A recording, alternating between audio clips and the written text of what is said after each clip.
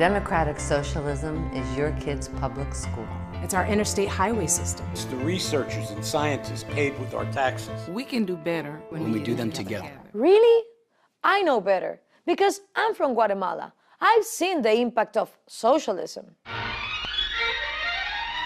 My father escaped Cuba. My grandfather suffered under communists in Hungary before escaping. As a child, I was taught socialism was wrong. I grew up mocking it. But democratic socialism sounded okay. It made sense to me that government should take care of the economy. It's complete anarchy. But then I watched socialism fail in Latin America. No hay nada. I learned that every time a country started down the socialist path, it failed. In Little Havana in Miami, Cubans who escaped are eager to remind people how bad life in Cuba had become. This man's father was a doctor. My father had to sell illegal meat out of his ambulance in Cuba because the government wouldn't pay him enough. I mean, Cuban doctors earn like less than 1% than American doctors. You don't see any future. Everything is stagnated. Healthcare, education, nowadays they're in ruins. I tell my Venezuelan friends, we warned you guys. Esta es la hora del pueblo bolivariano. Venezuela did not listen. They followed Hugo Chávez down the socialist path. De las grandes riquezas que hay que distribuirlas por igual, de manera equitativa. Chávez's promises impressed American celebrities too. Fascinating guy. This is you and Hugo Chavez.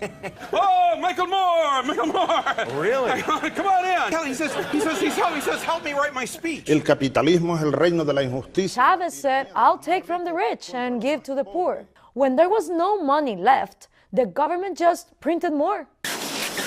That caused inflation. 1,000,000% inflation. Now, a chicken costs this much. Venezuela has, of today, the highest inflation in the world. When business owners raised prices to keep up with inflation, government often took away their businesses. Por Dios, algo de corazón. That's what's happening to this man. Ajá, pero eso está en manos del gobierno, ¿verdad? Chávez seized lots of private property. ¿Y este edificio? Es un edificio que tiene comercio privado de joyería. Exprópiese. Chávez seized thousands and thousands of businesses, just took them away from their owners. Yet most Venezuelans liked that.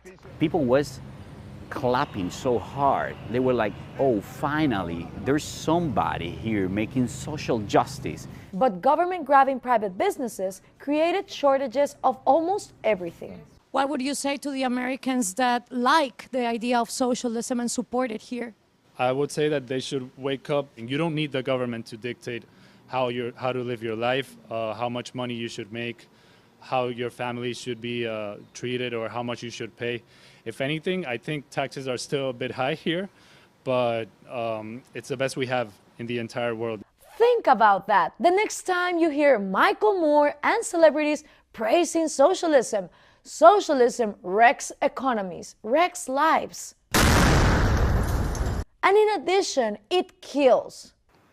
Yeah, you make a really good case that basically socialism lives and breathes on a foundation of lies. And it's interesting to me as you'd explain that, why has the pernicious part of that lie been able to exist for so long? Why is it young people and old are drawn to this idea that socialism, there's a pot of gold at the end of the rainbow? What is the small facet in there that keeps this lie alive? Like, what's its beating heart? I'm very curious. For over 35 years. So what I've seen is progressively less and less teaching of basic economics in the schools and more propaganda about big government, socialism, and so forth. And so many young people today come out of high school knowing very little, if anything at all, about supply and demand, markets, capitalism, but they've been very well indoctrinated in socialism and sort of pie-in-the-sky socialism. Wouldn't it be nice if everything was free, when of course nothing is free.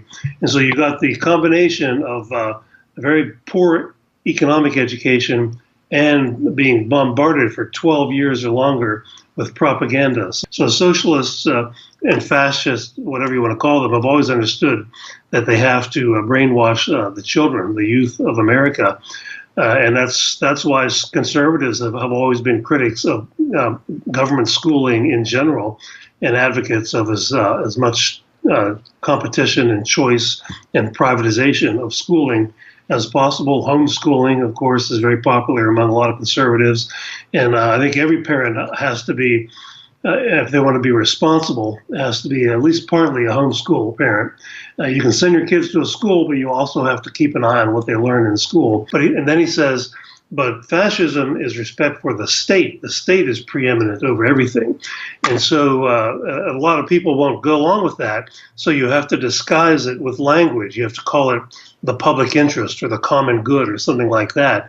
You can't just say the bureaucracy, because the bureaucracy doesn't have a good reputation. No. And so it's a rhetorical trick that Mussolini used, the Nazis used, the Russian communists, the Russian socialists used, and it's used today. Marx and Hitler and the other people who believed in this ideology, they necessarily had to destroy lower levels of government. And that's something that the light went off for me immediately. They had no interest in letting local and state level governments operate sovereignly from the national agenda.